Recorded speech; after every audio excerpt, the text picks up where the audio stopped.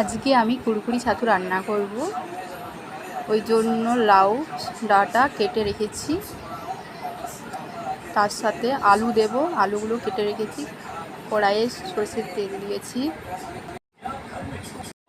কুরকুরি ছাতুগুলো তেলের মধ্যে দিয়ে একটু ভালো করে ভেজে নেব, যাতে এগুলো ভাজা হয়ে যায় খুব সুন্দরভাবে। একটু বেশি পরিমাণ তেল দিতে হবে, সব একসাথে করব তো। তারপর কিছু তেজপাতা দিয়ে দেবো,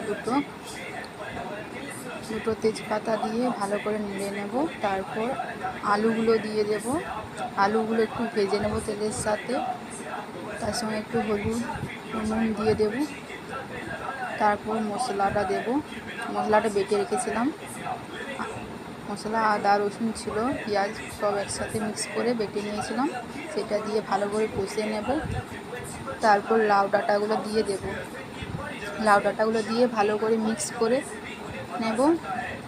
কিছুক্ষণ নাড়তে থাকবো যাতে মশলাটা ভালোভাবে ভাজা হয়। তারপরে জল দিয়ে দেব।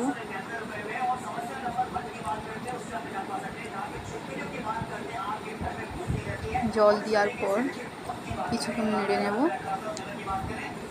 মশলাটা যেন মিক্স হয়ে যায়। তারপর সিদ্ধ করার জন্য ঢেকে দেব। মশলা আলু সব যে জিনিসগুলো আছে, লাউ ডাঁটা সব সিদ্ধ হয়ে গেলে, জলটা মরে গেলে নেড়ে নেব। ভালো করে মশলাটা কষা হয়ে গেছে, এরপর জল দিয়ে দেব। ব্যাস হয়ে গেল কুরকুরি ছাতুর ঝোল, লাউ ডাঁটা আলু নিয়ে। খুব টেস্টি হয়েছিল।